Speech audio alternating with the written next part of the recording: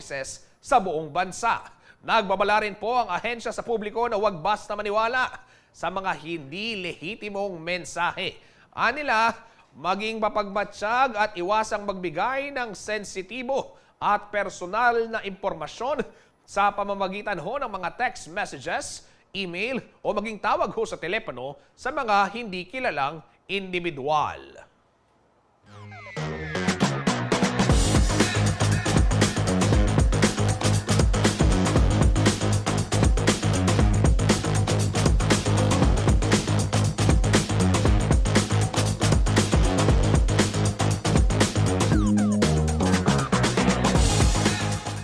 Kaugnay ho ng balitang yan, paalala ho naman ng NTC o yung National Telecommunications Commission daw huwag hong kakalimutang iparehistro ang inyong mga SIM hanggang Abril na lamang ho yan, April 26, upang sa gayon matuloy ho din silang magamit at magkaroon ho ng tala itong mga telco providers kung sino-sino nga ba yung mga gumagamit ng SIM card at maiwasan nga yung ganyang klaseng mga scam. Manatili hong makatutok at magbabalik ang CLTV 36 Balitaan atin to.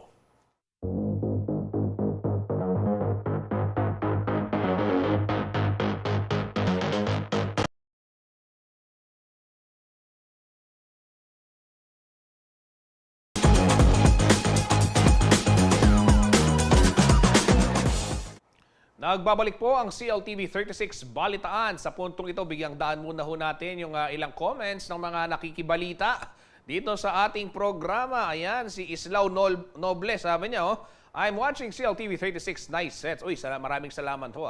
Ang inyong nakikita sa aming likuran ay walang iba. Siyempre, kung hindi yung Jose Abad Santos Avenue, at nariyan ho yung entrance ng Laos Group Complex, yung Laos Boulevard. Ayan, andyan yung Ford Pampanga at syempre ho yung billboard nitong Laos Group. Kaya nakikita ninyo. Nariyan ho ang iba't ibang mga mga anunsyo dito ho sa ating komunidad. Yung CLTV po kahit saan, anytime, anywhere, nariyan ho kami. Yan, batiin din natin si Kuyang Cesar Montana. Walang sawang sumusuporta to si Kuyang Cesar. Good morning, Idol Sir Justin Dizon. Mabuhay ang CLTV 36 and CLTV 36 News. Maraming salamat, Kuyang Cesar, at maraming salamat sa walang sawang panonood dito sa ating programa. At Kabalen, Karehiyon, kayo po ay aming inaanyayahan. Kayo po ay makibalita sa iba't ibang kaganapan dito sa ating rehiyong Central Luzon tuwing alas 10 huya ng umaga dito sa CLTV 36 Balitaan. At tuloy-tuloy na tayo. Nagmistulang Water World ang dalawang purok sa Barangay Sagrada sa bayan huya ng Masantol, Pampanga dahil hindi na po humupa ang tubig dito. Tuluyan na rin hong nilisa ng mga residente ang nasabing lugar dahil po sa kalunos-lunos nitong sitwasyon. Ayon naman ho sa Department of Public Works and Highways, makatutulong ang pagsasagawa ho ng dredging o yung paghuhukay sa daanan ng tubig upang maiwasan ho yung paglubog ng lupa sa iba pang mga lugar sa bayan. May eksklusibong report si Jenna Lumbang Parungaw.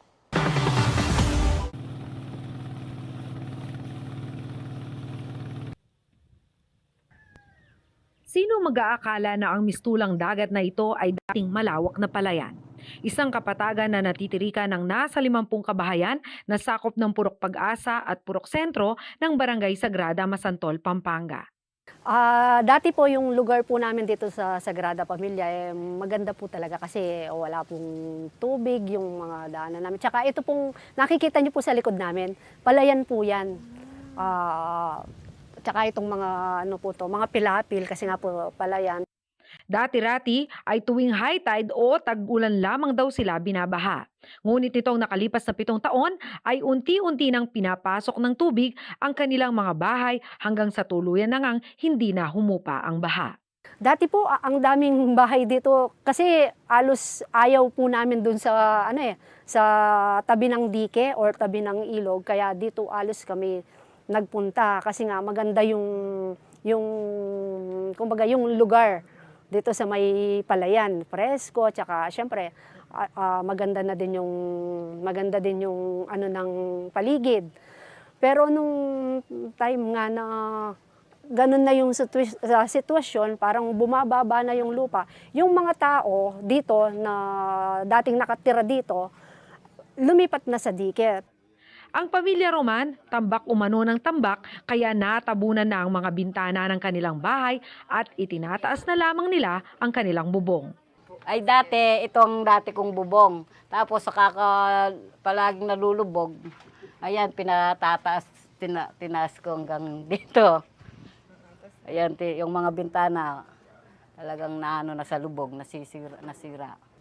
Ayun o, parati kaming lumulubog. Kahit na gabi-gabi napupuyat dahil sa tubig, patas ng patas. Yun naman lupa, pababa ng pababa. Pero di ba nagtatambak po kayo? Kaya lang hinahabol ng tubig. Ilang beses na po kayo nagtambak sa bahay niyo?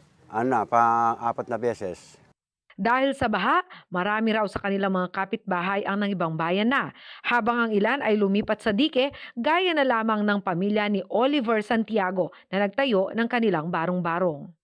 Dati po kasi nalulubog yung bahay namin doon eh. Mga ilang taon na, 5 taon na po ata. Kaya lumipat na lang kami ng pamilya ko dito. Wala kami magagawa eh. Hindi kami pwedeng tumira doon sa bahay namin. Laging lubog eh. Ngunit ang dike na kanilang takbuhan, tila malapit na rin daw lamunin ng tubig. Ang mga silid-aralan na nag-iisang paaralan sa barangay, hindi na rin mapapakinabangan. Tanging ang school building na ito, na 3 taon pa lamang buhat ng itayo, ang hindi napapasok ng tubig. Super challenging po kasi napakadelikado po sa part nila during high tide po. Kasi po high tide pa lang po, talaga pong lubog na po yung mga classrooms, especially po yung mga daanan papunta po dito sa school. So, napaka-risky po sa part po nila yung pagpunta po dito sa school namin. Ayon sa Department of Public Works and Highways, mababa ang lokasyon ng ika-4 na distrito ng Pampanga, partikular ang Masantol at Macabebe na siyang daanan ng tubig papuntang Manila Bay. At dahil barado ang mga waterways, sa mga bahay na pupunta ang tubig. Malaking tulong daw sana kung nakapagsagawa ng dredging sa nasabing lugar. Malaking maitutulong nun kung natuloy yung mga pagdidredge ng mga major waterways natin. Lalo na hindi ihahaul yun, aalisin yun, hindi lang ilalagay sa tabi, and then pag tag-ulan, bumabalik. Hindi gano'n. Hindi raw kakayanin ito ng gobyerno kung kaya't nagbigay sila ng permit sa mga private companies para magsagawa ng dredging. Ngunit sa hindi maipaliwanag na dahilan ay wala raw natuloy sa mga ito. Actually, hindi sana mangyayari yun kung natuloy lang yung mga kumuha ng dredging permit natin dun sa mga major waterways natin. Kung natuloy yung mga yon, akalain mo, millions of cubic meter ang i-extract nila doon, yun, pupuntahan na ng tubig yun. So, hindi na babahain halos yung mga bayan natin, lalong-lalo na yung mga low-lying areas natin sa 4th District. Nandiyan yung Macabebe, Masantol, Minalin. So, kung natuloy yung mga dredging na yon, kasi yon, sa pagkakaalam ko, humingi sila ng dredging permit para i-haul yung ma-extract nila doon for reclamation. Maganda sana yon. Without cost sa government yun. Tila nakikipaghabulad sa tubig ang buhay ngayon ng ilang residente sa barangay sa Sagrada. Ang kanilang hiling ay makapagtayo sana ang gobyerno ng infrastruktura na haharang sa tubig bago nito tuluyang sakupin ang kaunting lupa na natitira malapit sa dike na kanilang tinutuluyan. Ako si Jenna Lumbang Parungaw, taga rito kasama nyo para sa CLTV 36, atin to. Samantala, sa ibahong balita, muling dinipensahan ni dating Pangulo at ngayon Pampanga 2nd District Representative Gloria Macapagal Arroyo si dating Pangulong Rodrigo Duterte kasunod ho ng pag-usad ng pagdinig ng International Criminal Court o ICC sa kontrobersyal na war on drugs ng dating administrasyon. Ayon ho kay Senior Deputy Speaker Arroyo, walang jurisdiksyon ng ICC para litisin si Digong o ang mga nasa likod ng gyera kontra droga para ho sa crime against humanity. Matatanda ang inihain po ni Arroyo at 17 pang mga kongresista kasama na ho riyan sina Pampanga 1st District Representative John Lazatin, 3rd District Representative Dong Gonzales at 4th District Representative Ana York Bondok Sagum ang House Resolution number 780. May titulo itong In Defense of former President Rodrigo Roa Duterte, the 16th President of the Republic of the Philippines, against the investigation and/or prosecution of the International Criminal Court. 2019 pa umano nang kumalas ang Pilipinas sa ICC at gaya ho ng Amerika, hindi naman daw big deal sa bansa ang hindi pagiging miyembro nito. Ayon ho yan kay dating Pangulong Arroyo. Sinabi rin ho ni dating Pangulong Arroyo na umiiral justice system sa bansa kaya hindi na kailangan pang manghimasok ng ICC. Una sa lahat, yung problema ng illegal drugs, problema yun ng ating bansa. Kaya bilang bansa, tayo ang magsosolusyon doon. Sinabi nga ni Secretary Remulla at ito ang panindigan ng gobyernong Pilipino na sadya ang gobyerno makipag-dialogue sa ICC pero hindi pwedeng sila mag-uutos sa atin. Hindi sila pwedeng mag-impose ng kanilang kagustuhan sa atin. Yan ang ibig sabihin ng resolusyon. Kasi ang taong bayan Pilipino, sila ang maghuhusga. Yung ICC naman, hindi na tayo miyembro eh. At hindi lang naman tayo ang hindi miyembro, pati US hindi nga miyembro eh. Sinabi nga ni CPL, si Ponce Enrile, na kung siya, hindi niya papansin, hindi niya kikilalanin ang jurisdiction ng ICC.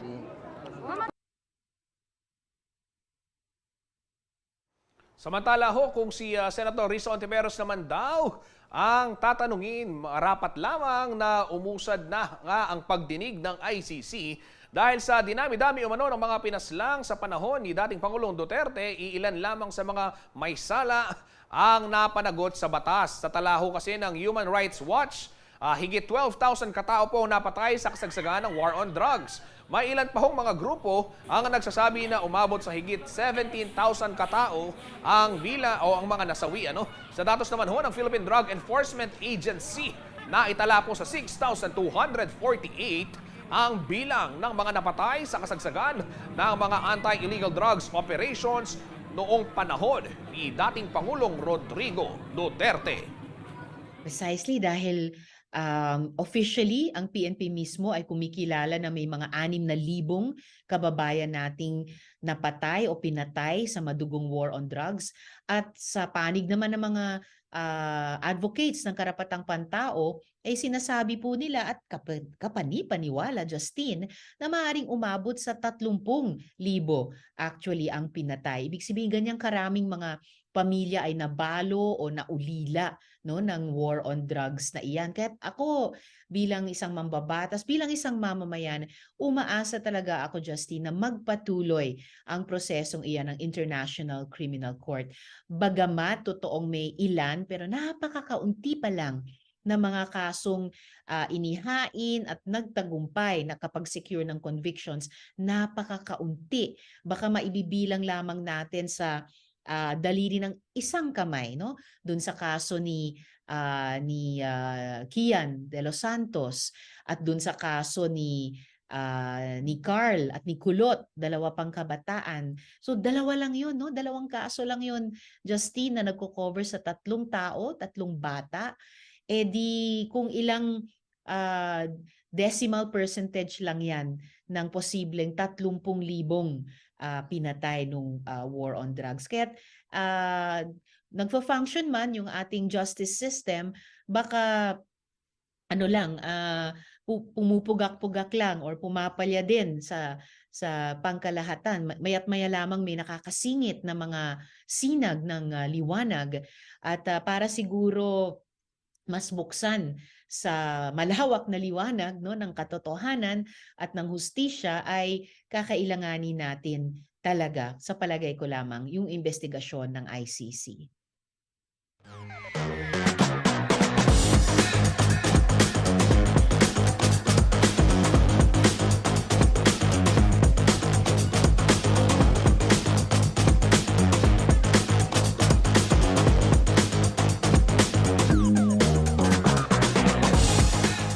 Manatili hong nakatutok at magbabalik ang CLTV 36 Balitaan atin to.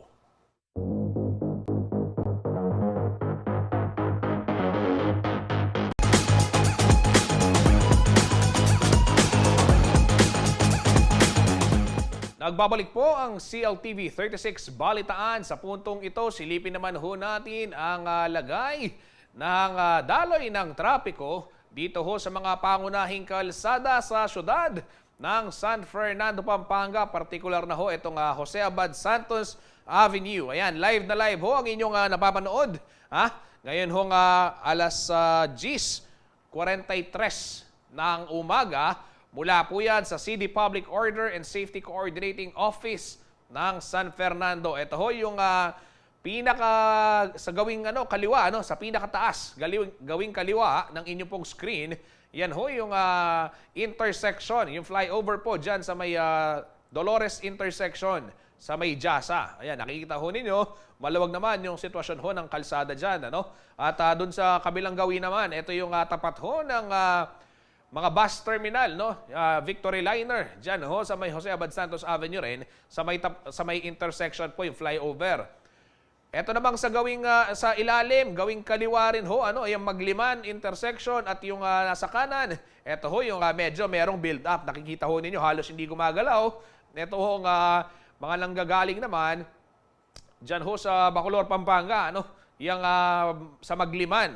Alam ho ninyo mga kabalin, patuloy ho yung konstruksyon. Ito hong ating Lazatin flyover sa may intersection naman ng Jasa at ng Lazatin Boulevard. At tatagal ho yung construction works hanggang ikalawa ng Mayo o yung unang linggo ho ng Mayo. Target daw yan matapos ng DPWH. Kaya ho, dun sa mga bumabiyahe, abay, planuhin ang inyong paglalakbay upang hindi maipit sa trapiko, lalong-lalo na ho yung sa portion ho ng Lazatin Boulevard, may mga dyan, yung intersection ho dyan, halos wala pong galawan. Kung nakikita ho ninyo, itong sa Magliman area na portion. Mag-iingat ho ang lahat sa mga bumabiyahe. Baon po tayo ng disiplina at mahabang pasensya.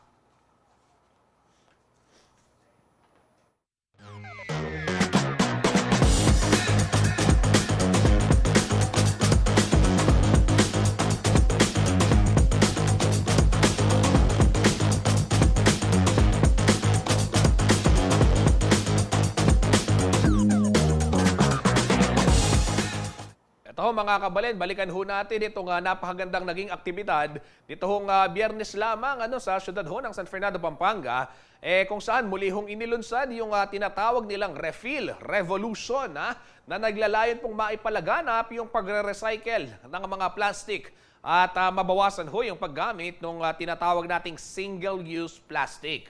Bago ho kasi ang pandemya, taon-taon pong isinasagawa ng city government ito pong Refill Revolution at pagkatapos nga ng 3 taon ay ibinalik ang nasabing programa nito lamang hong Biyernes sa pangunguna nga ho ng City Environment and Natural Resources Office o CENRO. Sa natura pong aktibidad, 50% ang binigay na discount sa lahat ho ng mga produkto.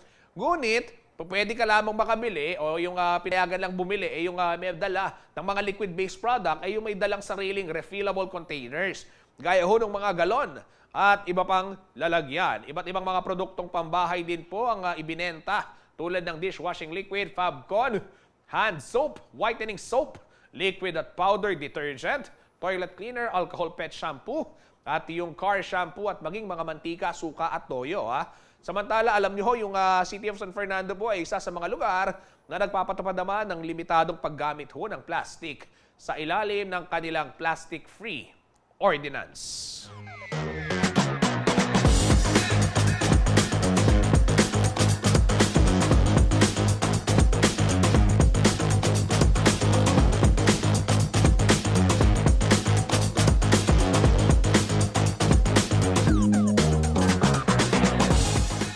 Ito ho mga kabalin, alam nyo ho ba na mayroong taniman na ng sibuyas sa bayan ho ng Bacolor, Pampanga at yung unang pag-ani ho nila ay naging matagumpay ayon na mismo yan sa Department of Agriculture. Kung bakit, alamin ho natin sa ulat ni JM De Jesus.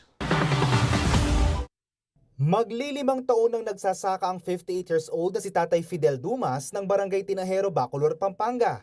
Ang kanyang kadalasan na itinatanim ay mga gulay tulad ng talong, kamatis, sili at papaya. Ngunit nang mabalitaan niya na malaginto ang naging presyo ng sibuyas, ay naisipan niya na makipag-ugnayan sa Department of Agriculture Central Luzon upang gawing onion expansion area ang 1 hektare ng kanyang lupang sakahan. Dumaan umano sa mga seminar at training si Tatay Fidel upang matutunan kung paano ba magtanim ng sibuyas. Kasi nag-seminar kami noon, pinag-seminar kami para magtanim. Tapos kumuha na rin ako ng kasama kong magtatanim na marunong talaga. Nagsimula siyang magtanim ng puting sibuyas noong Setyembre na nakaraang taon at Oktubre naman na magsimula siya ng pulang sibuyas. At ang mga binhi ay nanggaling umano mismo sa DA. At nang anihin ni Tatay Fidel ang mga sibuyas sa isinagawang Harvest Festival, sinabi niya na handa siyang ibigay ng mas mababang presyo ang kanyang mga aning sibuyas na umabot ng 50 to 20 metric tons o 20,000 kilograms. Ang kadalasang 210 to 220 pesos ng per kilo ng sibuyas ay handa niyang ibigay ng hindi aabot ng 100 piso. Pagka dito, ito haharvest ako sa 20. Ang presyo dito 70, ibibigay ko ng 70 ang kilo, pula yon. Para makabili sila ng mababang presyo. 20 yan, haharvest ako. Samantala, ang Onion Expansion Area Program ng DA ay naglalayo na ilapit ang anihan ng sibuyas upang hindi na gumastos sa mas malaki sa transportasyon at pag-aangkat sa Nueva Ecija na kilala bilang nangungunang supplier ng sibuyas sa Central Luzon. Bukod dito ay nagpaplano na rin sila na magkaroon ng mga post-harvest facilities na kung saan mapapatagal ang shelf life ng mga aning sibuyas bilang seasonal lang pag-aangkat nito. Ngayon sa post-harvest na nabanggit mo, yung cold storages, medyo meron din siyang pondo na kinakailangan. So what we try to do is have strategic locations para masuportahan itong ganito. As we can see also, minsan yung concerns on cold storages, minsan nagkakaubusan daw ng espasyo. So what we try to do is, identify strategic places para makapagsuporta tayo post-harvest. Hindi man kalakihan, but it's good enough to be an alternative storage place for our onions.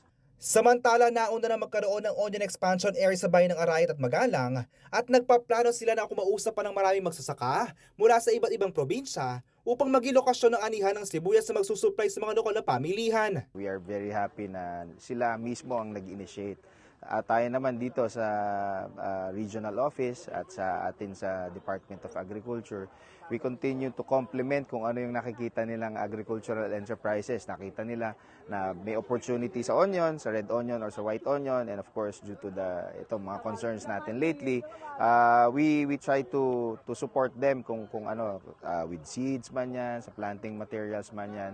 Kasi nga we don't want to just focus on one area kasi baka mamaya dahil sa mga nangyayaring bagyo or climate change or kung ano mang issues on logistics. Nagpaplano na rin daw magkaroon pa ng karagdagang 40 hectares ang taniman sa bayan ng Bacolor upang mas mapalaki ang expansion site. Ako si JM De Jesus, taga rito kasama nyo para sa CLTV 36 News. Atin to.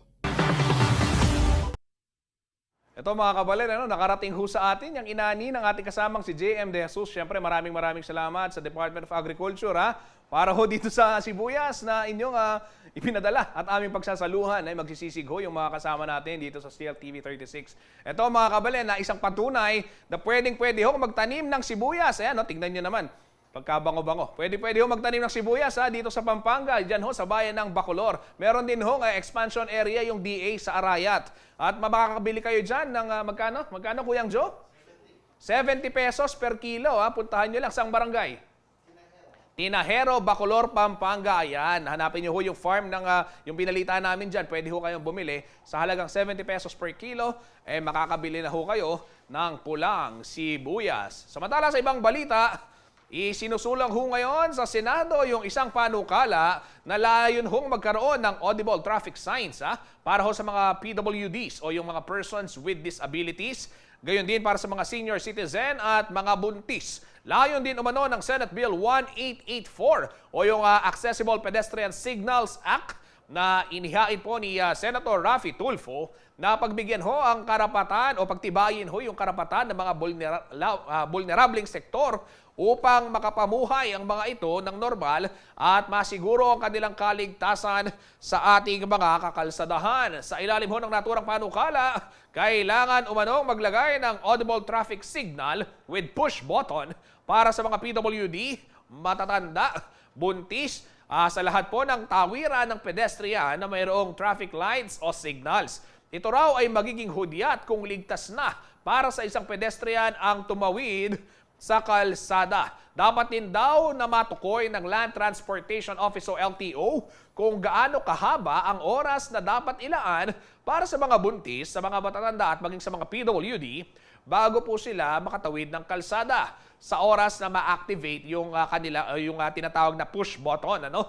Ang mga mahuhuli dahil sa maling mahuhuli po, ano?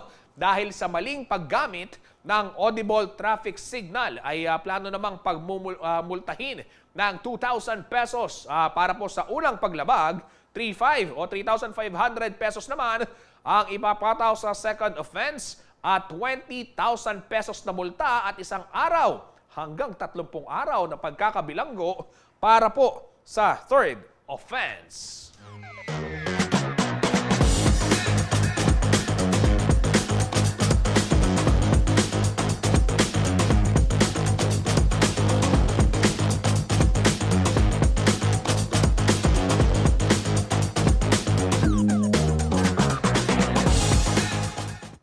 Naamoy sibuyas tuloy ako at ako'y nagugutom na ho. Kabalen, manatiling nakatutok at kami magbabalik.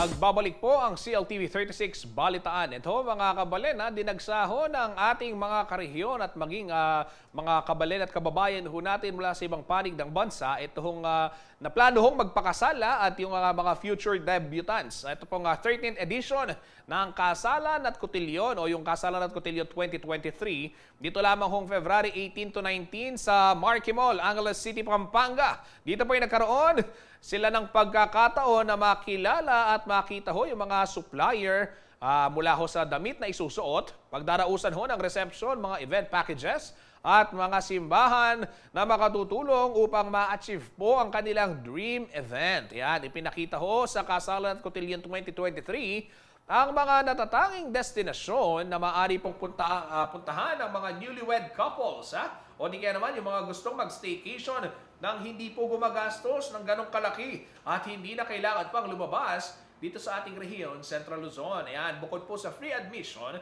ay nakakuha rin ng mga freebies at discounts yung mga dumalo sa Kasalan at Kotilyon at meron din hong mga nagwagi ng mahigit 200,000 pesos worth of prizes na makatutulong sa paghahanda ng kanilang kasal o di kaya naman yung kanilang debut.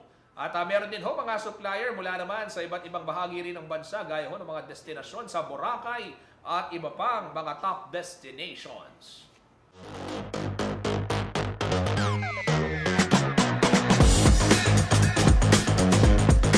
At kabalen, tuloy-tuloy ho tayo dito sa ating Facebook page at sa ating official Facebook page, CLTV36 Official and at CLTV36 News. Ito ho mga kabalen, tinalakay ho ng Multi-Sectoral Governance Council at ng Department of Education itong mga hamon sa edukasyon na nararanasan naman sa syudad ng San Fernando, Pampanga. At ang kanila hong naging pagpupulong, layo naman hong maipaabot sa city government kung ano pa yung mga dapat tutukan at ayusin upang maibigay ho yung dekalidad na edukasyon sa mga kabataang Fernandino at Fernandina. Narito pong report. Tinalakay ng Multi-Sectoral Governance Council o MSGC Education Committee nitong Huwebes, February 9 ang target ng pamahalang lungsod na maging model city tungo sa social development ang siyudad San Fernando. Hangad umano ng MSGC na mapabuti ang kalidad ng buhay ng mga Fernandino, anuman ang kanilang kasarian, edad at kakayahan sa pamamagitan ng matalinong paggamit ng government resources, pakikipagtulungan sa pribadong sektor at aktibong partisipasyon ng mamamayan. Isang hakbang para makamit ito ay ang mahusay na edukasyon para sa mga mag-aaral. Kaya naman ito ang naging sentro ng pulong ng MSGC kasama ang mga kawani ng Department of Education o DepEd Region 3. Tinalakay dito ang mga hamon na nakaapekto sa edukasyon sa kasalukuyan tulad na lamang ng psychosocial challenges sa pagbabalik ng mga estudyante sa face-to-face setup sa panahon ng COVID-19 pandemic, pagtanggap ng makabagong teknolohiya bilang paraan ng pagtuturo, limitasyon sa budget para sa mga pasilidad pang-edukasyon, learning opportunities para sa mga persons with disabilities o PWDs, kawalan ng sapat na centralized database management ng mga mag-aaral, kawalan ng Learners' Rights and Protection Office, limitadong critical thinking skills ng primary at secondary learners, misconception sa implementasyon ng mother tongue-based education policy, at kakulangan ng guidance counselors sa mga paaralan. Ayon sa Executive Director ng MSGC na si Sonia P. Soto, ang gastos sa edukasyon ay pamumuhunan sa kinabukasan ng mga Fernandino. Paaralan sa ganun, walang natatapon sa investment. Kasi yung LGU nag-i-invest sa estudyante, yung na-invest niya sa estudyante, babalik sa local community. Dahil makakapag-servisyo yung mga estudyante dun sa pangangailangan ng mga establishments dito. At tiyak na magkakaroon sila ng trabaho. Binigay din niyang halimbawa ang City College of San Fernando na itinayo para tugunan ng pangangailangan sa industriya ng lokal na komunidad. Niyayakap nila yung konsepto na imbes na pagpapahusay ng City College papunta sa pagiging state college or state university, mas gusto nilang tumingin sa lokal na komunidad at tignan ano ba talaga ang kailangan ng community. Ako si Karen Maurilio, taga rito, kasama nyo para sa CLTV 36 News, atin to. Alamin naman ho natin ang magiging taya ng panahon mula kay Ginoong Manny Esguera, ang Chief Weather Forecaster ng Pag-asa Clark.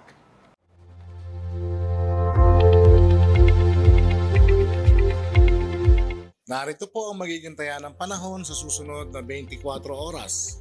Isang low pressure area po ang binabantayan ngayon ng Pag-asa at ito po ay tinatayang nasa layong 195 kilometers dyan po sa may hilaga ng Legazpi City, Albay, or ito po ay mamataan sa 210 kilometers sa silangan po ng Infanta, Quezon. Samantala po, northeast monsoon naman po nakakaapekto dito po sa may bandang Northern Luzon.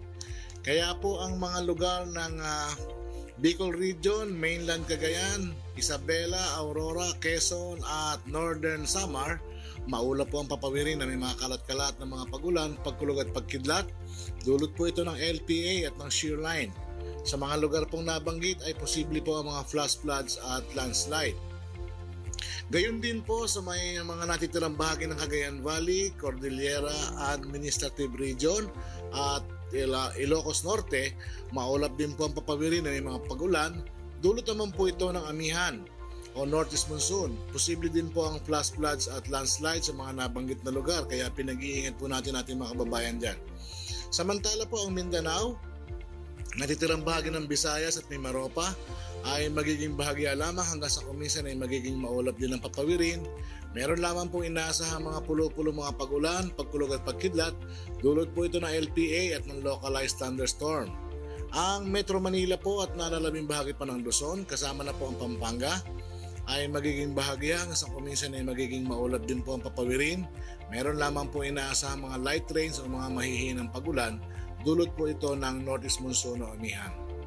Ito lamang po yung mga weather system na binabantay ng Pag-asa na nagbibigay po ng mga pagulan sa ilang parte ng ating bansa. Ang LPA po ay medyo lumit naman po yung tsansa na mabuo bilang isang ganap na bagyo sa loob ng 24 hours. Kaya pinag-iingat pa rin po ang lahat. Salamat po.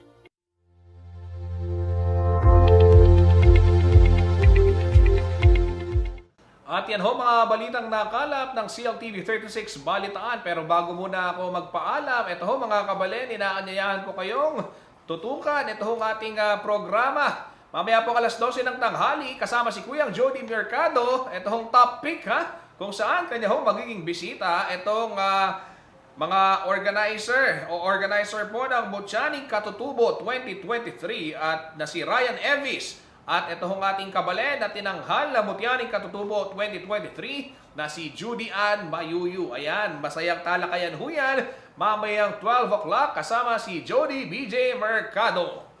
Kabalen, para ho sa mga karagdagang detalye kung kayo nabitin sa ating balitaan at kailangan ho ninyo ng iba pang mga impormasyon tungkol dito sa Central Luzon, abay tumutok lamang sa ating mga social media pages, yung ating Facebook, Instagram, TikTok at maging YouTube at CLTV36 Official. Meron din ho tayong at CLTV36 News sa ating Facebook, yung Twitter naman at CLTV36. At pwede rin ho kayong bumisita dito sa ating website CLTV36.tv. Mapapanood din po ang ating mga programa via Signal Channel 115. Ayan, kahit nasaan ka man sa bansa, hindi mo na mamimiss. Ito hong mga latest happening sa Central Luzon. Pwede rin yan tutukan sa ating 39 cable partners dito sa rehiyon at maging sa Free TV Channel 36. Kasama po buong puwersa ng CLTV36 News and Current Affairs. Ako po si Justin Dizon, taga rito, kasama nyo para sa CLTV36 Balitaan. Atin to!